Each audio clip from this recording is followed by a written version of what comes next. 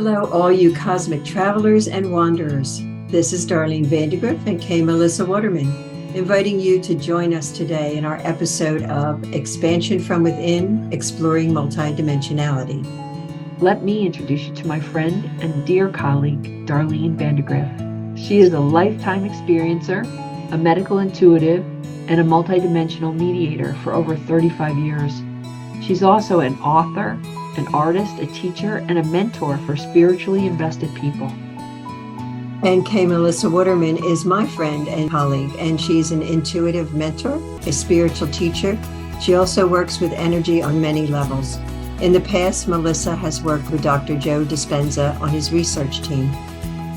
Join us on our journey of meeting multidimensional beings, exploring what it means to be human, and expanding our spiritual evolution.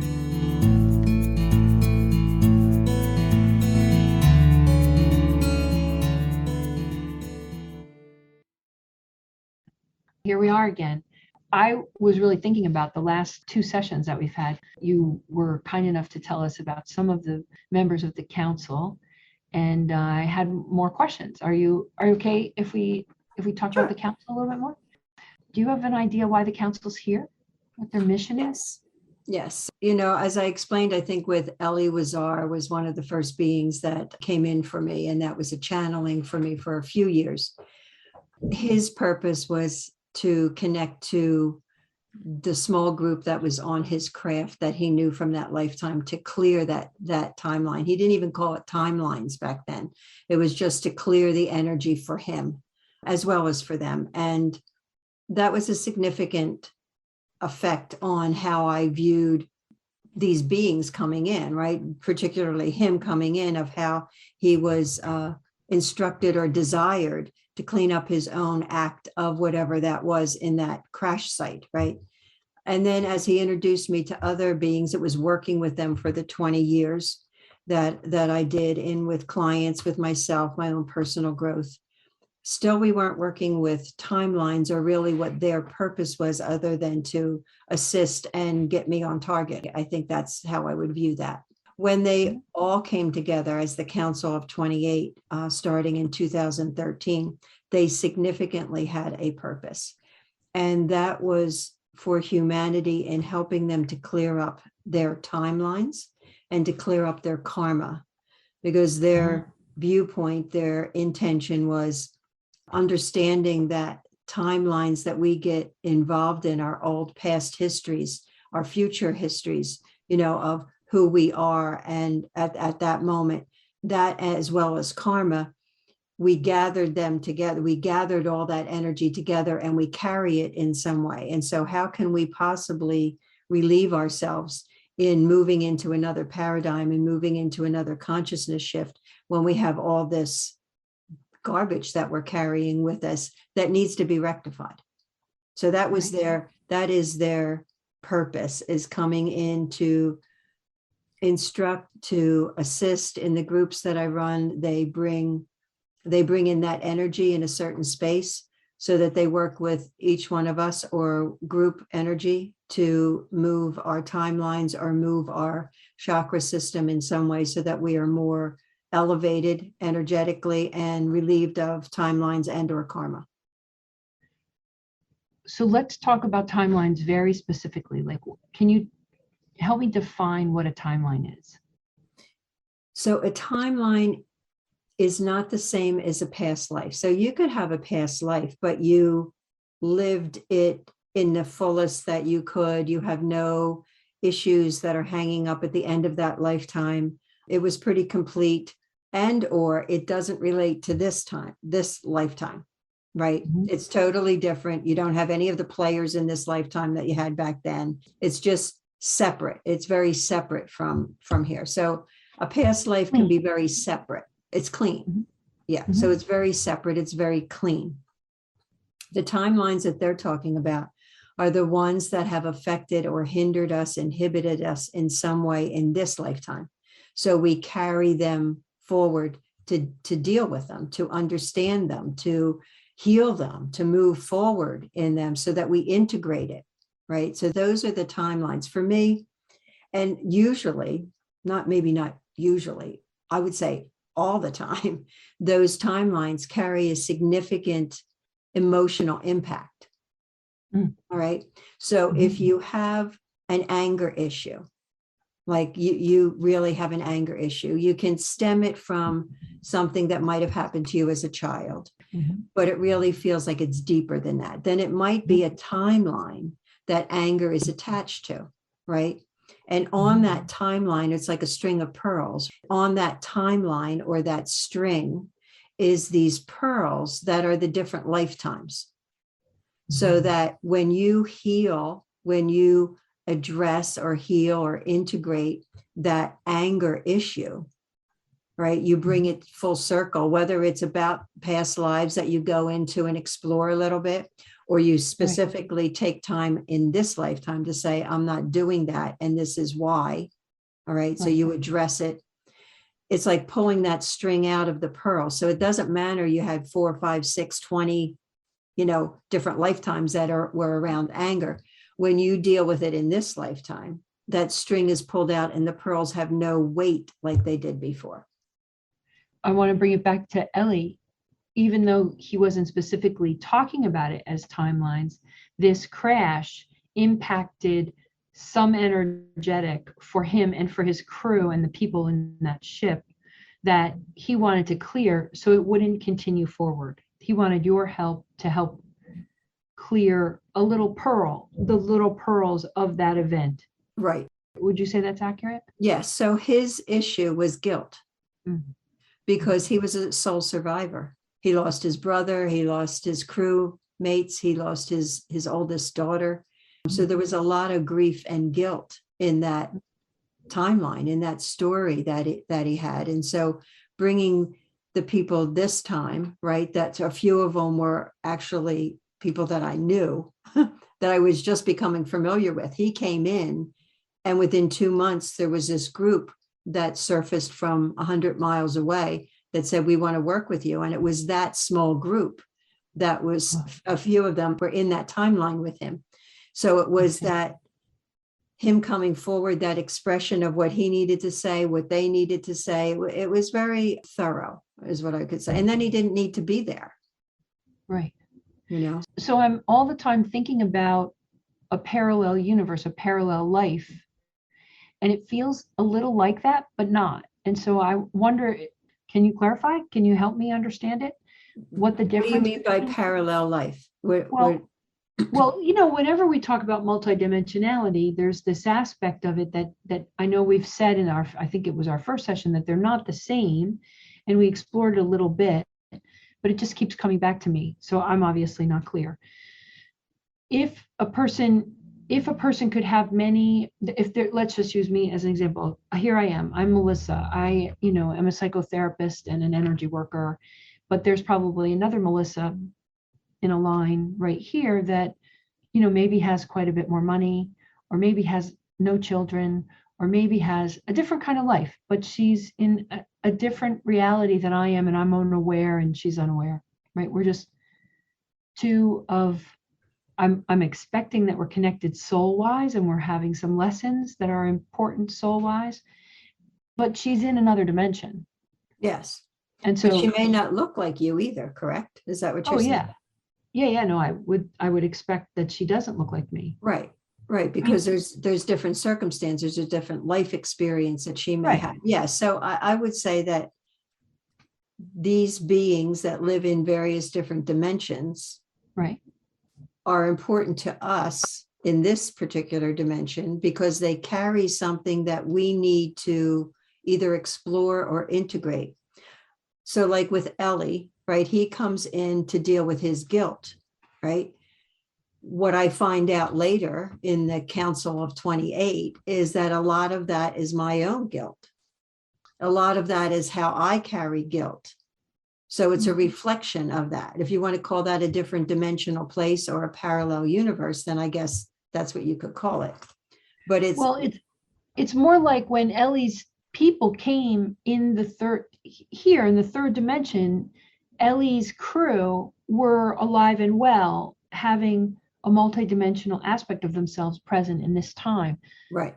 Like, so that is that, like that feels a little like a parallel universe to me, like, oh, there they are, they're over there, and they just happen to synchronistically show up because some soul part of them knows that Ellie's here trying to work it out. And so they call you Yes. because you're the intermediary, synchronicity abounding. And Right. so it's just a curiosity to me, like it's clearly a multidimensional level because there's a human being who's come from 100 miles or so away, turns out to be a shipmate, but Right. they're in this kind of body. They're not looking at all like Ellie. Right. They're, if it's his No, daughter, say, you're in a human body. Yes. right. And so clearly that's multidimensional, right? That's what we were talking about before, which I Yes. think I have questions that will tie this up in a minute. But that I'm in this dimension and I'm having experiences in another form, in another dimension, and I'm having experiences in another form in a parallel life, and they're a little different. They're a little different. Yes. And I'm not completely sure how, but I get it. I get that they're a little different. And so I think as we go, I'm going to keep maybe bringing this up until I get it, until it goes, Okay. I That's really okay. understand. I mean, Yeah. I work with the dimensional places, and I would say that the name parallel Uh-huh. is just a concept to get us to that there's something different going on when there really isn't any time. I mean, time doesn't exist, right? Right. So it's all happening at the same time, whether it's interdimensional, whether it's parallel, whether it's whatever. Right. Right. Right. So then my next question, it's just something I wanted to ask. We can see that there are some multidimensional beings that are us in Yes. another form. Are they all an aspect of us? I'll go back to the council, right? So there's a council of 28. So there's several beings that are aspects of me, whether it's in the past or the future, but not all of them. The reason why they are together is because they have a mission. So their mission is to work with humanity around timelines and karma. So they have an agreement. And by showing me their history and showing me how they are involved in this, and people being interested in who they are and how they got here and what's their life like and what was their timeline like then, it offers that person to be connected. Like when I'm at the groups and I show all the pictures, right? People will say, oh, I know that being, or that's the one that I've seen in my meditation or whatever. Yep. It doesn't mean that's them. It means that they're connected in some way. So that may lead them down a whole other road of meditations with that being, or, in some way connecting to find out where is the resonance. For me with Ellie, it was guilt. Right. It's my this lifetime guilt, as well as what he held. So he comes in to show me that. He comes in to clear that for himself so that it opens a door for me to do my own work. Mm-hmm. Really, that's pretty sweet. It's spectacular. Since that's their mission, is basically to rectify timelines. They believe if they do, if more people, and people say wake up, right? That's the big thing. We need to wake up. Right. Waking up includes letting go of the past. Waking up means that you're ready to move into another paradigm. Waking up means that, whatever has held you back, you're not allowing it to exist. It's very difficult for people, especially if we've been here 100 times or more in lifetimes that are not rectified. It's very difficult to approach that expansion, to be in a different mindset. It takes years to do that, if not centuries, right? They're here to help, to alleviate, to help us to move through the big karmic pieces or the timelines that we hold, by doing energy work with us, by speaking to us, by showing us that there's another avenue rather than holding on to everything that we hold on to that keeps us from what we say we want, which is to wake up. Right. It's just a different way other than some therapy. Do you know? I mean, there's so many therapies out there, energetic and talk therapy and all of that, and they all work to some extent. This is just another way of bringing in multidimensionality to help things move. Well, and it's very clear to me, in one of my roles as a psychotherapist, that clearing up the things that we drag forward, whether we drag them from our childhood or a past life or many past lives, it is what causes suffering. Yes. It's the seed of the suffering. And Yes. to have that alleviated, it seems like a beautiful mission for the council to have, to be able to help us alleviate that particular burden. I mean, people are really struggling with the things they're stuck with, right? That they feel stuck in. And releasing them is no small matter. People go to therapy for decades and don't make progress the way they would like to. And there's so much support. I think on the third dimension, there's a ton of support. Weird techniques like energy psychology, like EMDR or EFT, Right. or to help people. The whole science of neurobiology is really aiding in this same mission to clear up timelines, Right. to get us out of the past and out of dragging the past into our, I may have said this before in other episodes, but I believe that we keep pulling the past into this present moment. Mhm. And when we do that, we create our future with it. And Yes. it's really like the last thing we want to create our future with. Right. Like, let's cut that out. Like, so Right. any way we can cut that out, that seems like a good idea. The next question is, how do timelines support our growth? Hopefully in those timelines, in being in the evolutionary state that we're in, and maybe we're 6 lifetimes ahead of what we were before, if a timeline comes up as a past life, right? Mhm. So hopefully in that evolution, we can have a different perspective, and we can look back at that and we can say, wow, I learned from that. We're not blaming anymore. We're taking accountability. We're looking at it in a whole different way. And Mhm.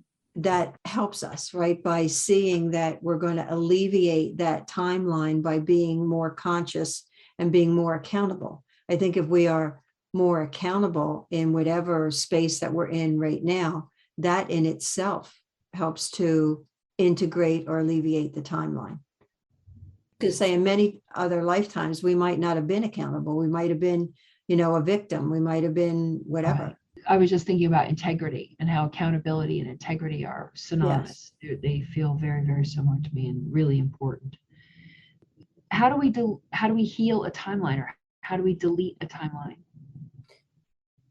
So first is identifying it. So whether you believe in past lives or not, right, the likelihood is that whatever you're dealing with now, you have something that happened at a younger age. Doesn't have to be early childhood, could be, but a lot of things happen in our early childhood that just influence the rest of our life, right?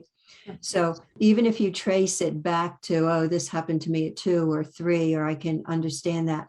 One of the first methods that I love, and I was introduced to this like many years ago, was Ho'oponopono. So it's that place of coming from your heart. And whether that's in writing or that's in a visualization for the person, a meditation for the person, whatever that is, or even having the person there, if that is important to you, is speaking from that heart place of, I'm sorry, please forgive me, I love you, and thank you. That creates so much shifting in the consciousness, in that accountability of being able to go in at a depth that says, this is what I'm really sorry for. And for some people, when they do the Ho'opono, it's not done once. It's done like maybe by the time third time you're saying it, you really feel the emotions of how deeply sorry you are. It shifts the energy. But what I have found too is that the most significant wounds a lot are how we see ourselves. It's not what we've done to others. It's what we've done to ourselves through guilt, through shame, remorse, all of that. Mhm. And if there has been, and I will tell people that even looking at, okay, so something happened with your mother or father at age 3, you do the Ho'opono with them, you clear that energy, but you also need to do it with your child self. I'm sorry that this happened to you, because that integration process of letting go of the timeline, whether it's this lifetime or others, is about bringing that soul level forward, bringing that energy of who you were into this body. And the only way you can do that is by identifying with it in a compassionate, empathic way. So the Ho'oponopono is one of those magical tools that does that. The more we examine a timeline, I think what I'm hearing you say is that when we heal a timeline, it deletes it, like the pearl is removed from the string. I think you said that earlier. So healing the issue deletes the timeline. Like the word delete is so odd. It's like it dissipates, right? It becomes. It has no energy to it. It Doesn't mean that it never existed. It just means that it's not affecting you in this lifetime anymore because you pulled the string out. You dealt with the anger, you dealt with the guilt, you dealt with whatever, you dealt with the abuse, you dealt with whatever that is to raise your vibration so that it no longer exists in your energy body. Therefore, it no longer exists in how it affects you. And then you're in the present moment. You're more in this present moment without the thickness, Baggage. the density of that. And you're more neutral. Right. The next question is, as we delete timelines, are we aiding in time dissolving? Yes.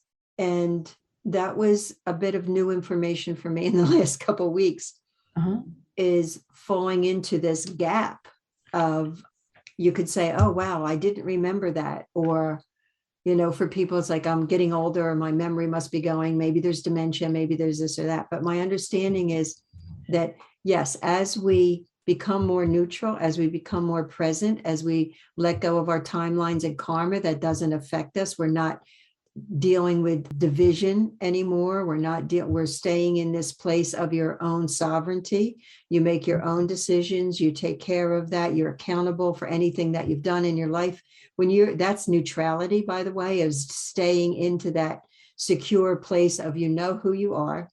You know what you've done, okay, but you're not making those choices from what you've done in your experience. You're making them from a more clear, neutral place, combining the heart and mind.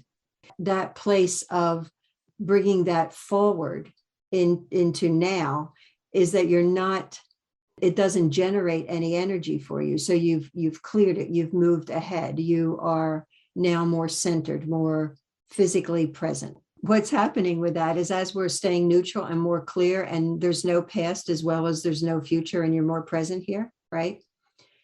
Time only exists in our frame reference. Time only exists because it is attached to timelines. Right. When we are not attached to them anymore and they no longer exist, we're going to experience moments of time that are not present, that are not here, that you go, oh, wow, I forgot that. Well, maybe it's not about forgetting. It's about the fact that there isn't any time. Right. We're experiencing the timelessness, not necessarily that we have dementia. Right. Isn't that nice? It would be. I'm all about it. The next time I can't remember something, I'm just going to celebrate that my timeline is dissolving. I have one last question for us today, and that seems like perfect timing. The question is, as we keep creating with our intention, how is the release of all negative timelines occurring? Giving attention to intention is a significant piece in multidimensionality. It's the beings. We're going to talk about the field at some point, but the intention that we hold, and we carry that forward in our lives. We hold an intention. And when you hold an intention, you have an attention to hold the intention, right? In doing that, you are actually creating a place of pulling you forward. So in doing that, if you're creating an intention to have a more fuller life, or if you're creating something about you want to be healthier or whatever like that, hopefully that attention to that will take you down the path of becoming more healthier, becoming more physical, becoming more whatever. And that all timelines will, in those choices, will automatically start to dissipate, right? Because you're making different choices through your intention. It makes the idea of intention setting, being intentional, knowing what our intentions are, a whole entire other topic for us to explore, because we are intentional beings. I think I've said this in episode 1 or 2, that we intend all day without realizing what we're intending. Sometimes it's quite negative. Sometimes it's mean even, or angry, filled with something against another human being. If we feel like we've been wronged, and we're not really taking the full accountability and responsibility for the power of that intention. So I think it would be worthwhile to talk about how we can be more conscious of our intentions, just Yeah, and just it's not, intention for me is, it's got a significant energy to it. It's not like I want this or I desire this. For me, it feels like it's a whole chakra system of bringing that all the way up. You're bringing your integrity up that says, I intend to do that. I think it Right. gets watered down with the word in the 3D. I intend to do that. Well, people will roll their eyes. Yeah, what's that mean? You intend to do it. Does that mean you're going to do it?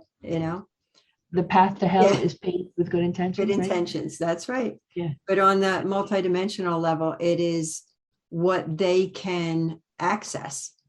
If we have an intention, it's an energetic force that goes out from us, right? And it goes Right. into this place called the field, and they can pick that up, just like we can pick up things that is in this field. And that would be something to talk about as well. Yeah, I agree. Awesome. Great. Well, if we've done it. I think we had almost a whole half an hour to us. So thank you, everyone. Leave your questions down below, and we'll see you again soon. Yes. Have a good one. Take care.